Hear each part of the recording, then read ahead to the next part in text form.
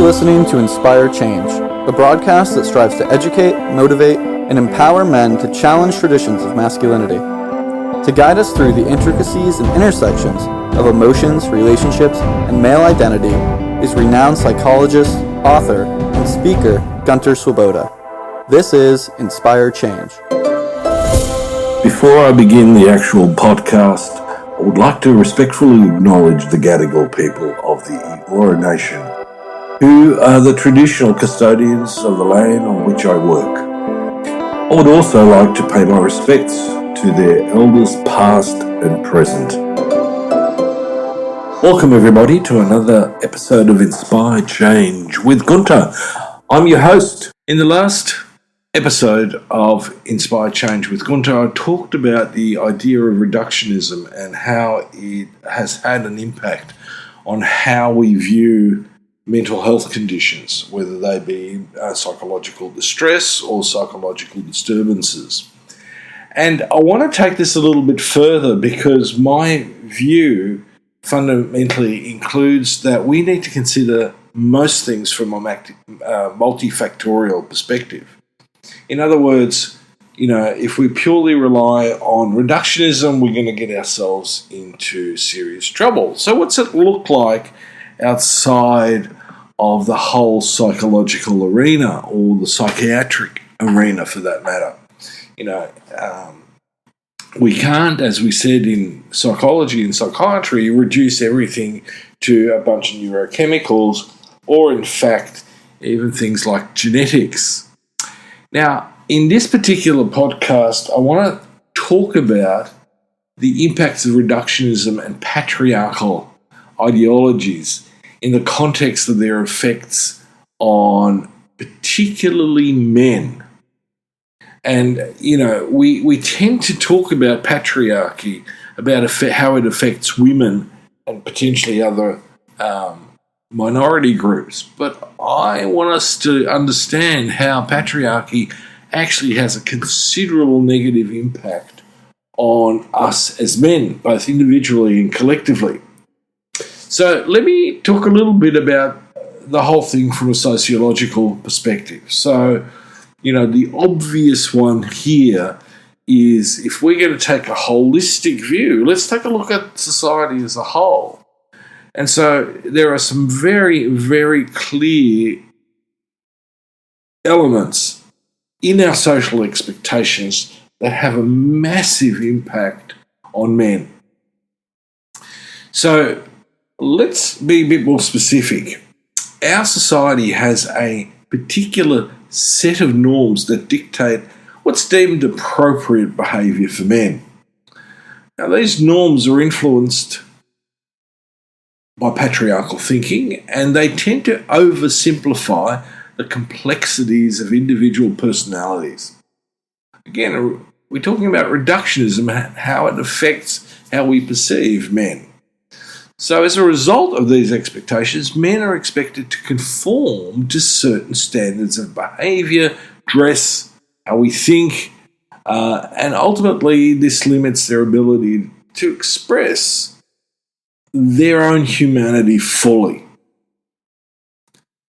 Now, this reductionist outlook not only restricts the range of experiences available to men, but also perpetuates harmful stereotypes and reinforces gender inequality. And it also leads to a whole bunch of stuff like normative male alexithymia. That is our difficulty in expressing our emotions. So here are a couple of examples. Hypermasculinity. I've seen a massive rise in this idea that boys and men need to be strong, aggressive, and unemotional and competitive. This forces them into a mould that's not only limiting, but can also be psychologically damaging. Because what happens if you don't conform to these stereotypes? Now, one of the things that's disturbed me recently, or pissed me off to be more appropriate, is looking at a YouTube video series that talks about stoicism And the graphic representation of the Stoic is this male, either Greek or Roman, who is obviously on steroids, because you don't get that sort of muscular definition without some sort of chemical help. That's the only way to put it. It is absolutely ridiculous. So now we're matching the thinker with the Übermensch, the hypermasculine specimen who is, some sort of physical ideal that conforms to the patriarchal, competitive, and aggressive stereotype. The other area in sociology that I think needs to be looked at is the whole issue about male friendships. The problem that I see in a lot of men's relationships with each other is that, our norms discourage us from being deeply emotionally connected to other men. There's a certain often level of homophobia in that. So friendships are reduced to activities rather than emotional support. And that in itself then leads to the obvious emotional isolation that comes with it. So let me touch again once more on the impact psychologically. So if we, I'm a big one on this, and that is that we have this problem of emotional repression. But I also want to put out there is that our problems are not going to be solved by simply being emotionally expressive. In some relationships, men who are emotionally expressive can by themselves become quite narcissistic, wherein it's all about their emotions, but their partner fundamentally never gets quite a look in. Now, if I'm the partner of a man who is like that, I'd be certainly frustrated and annoyed and pissed off a lot of the time. So the idea that this lack of expression, emotional expression, is front and centre in this, I think can be misleading. What we need to look at is the cultural expectation that men should avoid displaying vulnerability or sensitivity, and that we need to balance emotional expression out with rational, logical, and critical thinking. Because a lot of our behaviours socially need to be re-evaluated. Our norms need to be re-evaluated, not from a reductionist point of view, where we can sort of talk about, men are just like this because we're genetically programmed, or it's because we've got high levels of testosterone. Those things are reductionist ideas that actually have very little bearing on how we as men can express ourselves and live more fully. So the problem in the psychological domain is then that we get, very strong mental health stigmas. We get high rates of suicide, and we get relationships very quickly breaking up. Because it's not sustainable. You cannot, if you're not in a good place in your relationship with yourself, have effective, expressive and intimate relationships with others, especially your partner. I've got a special announcement about how you can work with me. Since starting this podcast, I've had a lot of inquiries from listeners asking how they can work with me on a one-to-one basis. Now, I've finally managed to free up some time to work with about 5 clients privately. Typically, we'll work together for 6 months, applying the ideas I discuss here to help you lead a fulfilled, meaningful, and happy life, and a well-rounded life. If that's something you'd be interested in, drop me an email at gunter@goodmengreat.com and we'll be in touch. So another area that we need to really take into consideration when we talk about men and men's well-being from a holistic point of view is the area of economics. Now, that's not to say that in our culture economics is the only determinant factor. As I said, if we're going to pick at this like that, we're going to lead ourselves up the garden path and come up with super simplistic solutions. But let me for a moment take a look at patriarchal influence on economics. And the one that is in particularly on the forefront for most men and ultimately women is career pressures. Okay, so as men, we often face economic pressures that are rooted in that whole patriarchal, territorial provider concept. The reductionist view that men should be the primary breadwinners can lead to a whole variety of stresses, including ultimately job dissatisfaction, work-life imbalances, and anxiety and depression.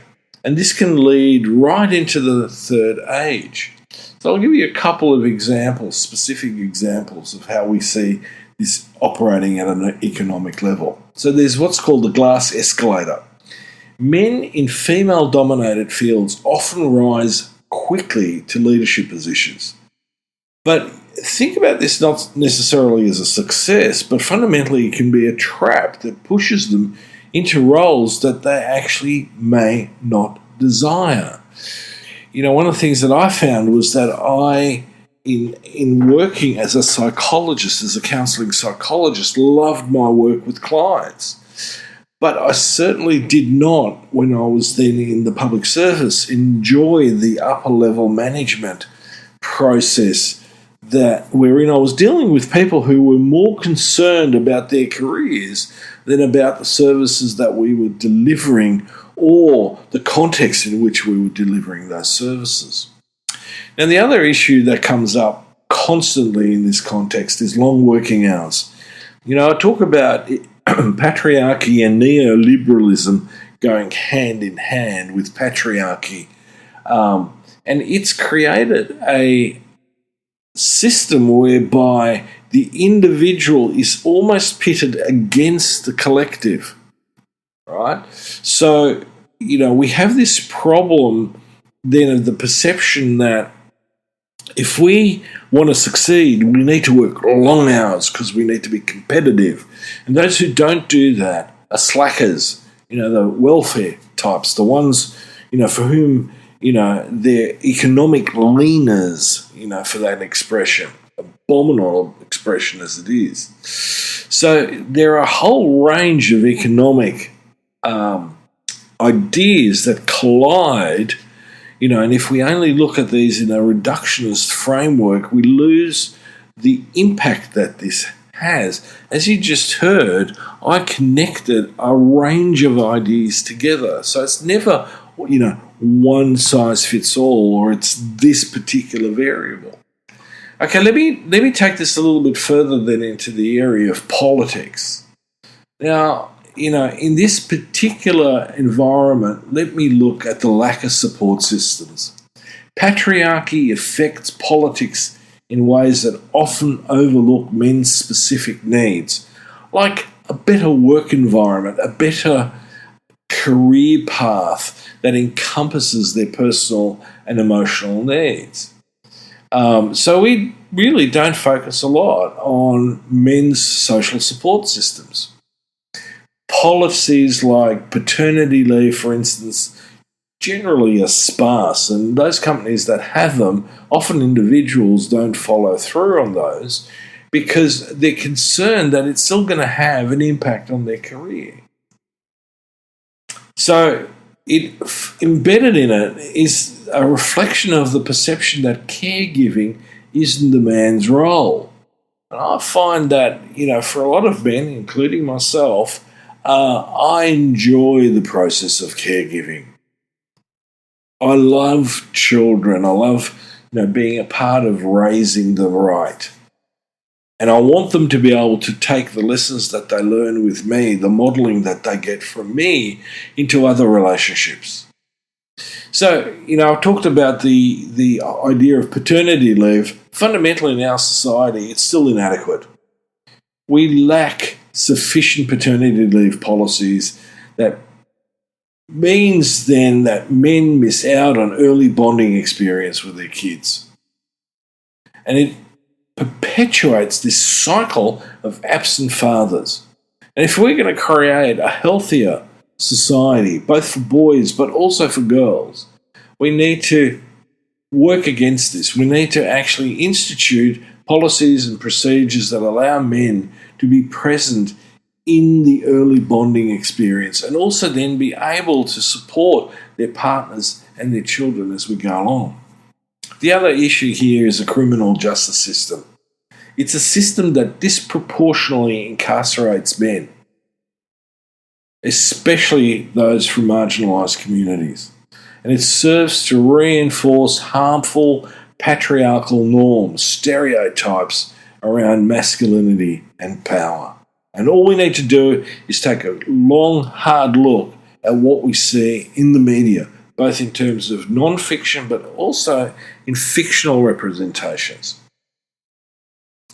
So the fundamental ideological failure of patriarchy is that it creates the trap of traditional masculinity to which all things are reduced. And furthermore, in that process, all things are reduced to a biological level. Men are the way we are because this is how nature made us. And that way of thinking is completely against the evidence, the scientific evidence. It's a nonsense. So we have things like neurobabble, where we talk about all these neurochemicals in isolated reductionist language. Testosterone is the driver that makes men the way that they are. That's just not true. It's not what the science tells us. So, we need to consider that the patriarchal system doesn't just fail women. It's a flawed ideology that fails men as well, if not more so.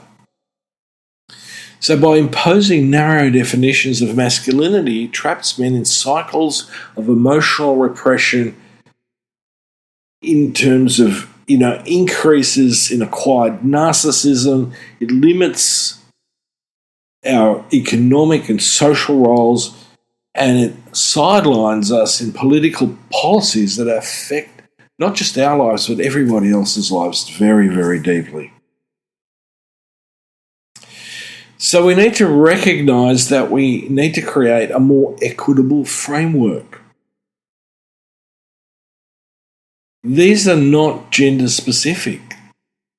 Our patriarchal attitudes restrict the full scope of human experience for men just as they do for women.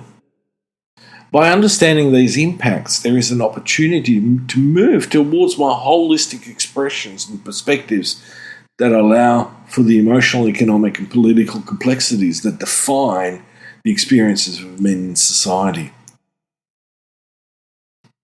So we need to move away from this reductionist idea and begin to focus not on categories in isolation, but on the bigger picture. It is holistic. It's like the ecology. We need to think of it as an interrelating system of systems. And once we can do that effectively, we are going to be on the way to creating a much more stable humanity, a greater ecological sound perspective, and it's going to give us longevity, because right now, folks, it seems like we're heading towards extinction really, really quickly. So I wanted to give you a taste of how to look at this. Now, there's obviously some geopolitical issues going on at the moment that are of deep, deep concern. And if we keep using reductionist thinking to try and address these problems, like the Ukraine, like Israel, like Kosovo, like the Middle East as well as Africa, we're never going to come up with a sustainable process and solution that gives people the experience of a common shared humanity. Please think about this, think about it critically, think about it deeply, and until next time, this is me signing off. Love to hear from you. And if you're interested, please check out my work on www.guntersvoboda.com or www.guntersvoboda.com. goodmengreat.com. Thank you for listening to Inspire Change, a broadcast that strives to educate, motivate, and empower men to challenge traditions of masculinity. For more information on the Making Good Men Great movement, or for individual or group coaching sessions with Gunter, visit goodmengreat.com. For inquiries regarding broadcast topics or appearing on the show, email Miranda at noirtainment.com. That's Miranda at noirtainment.com.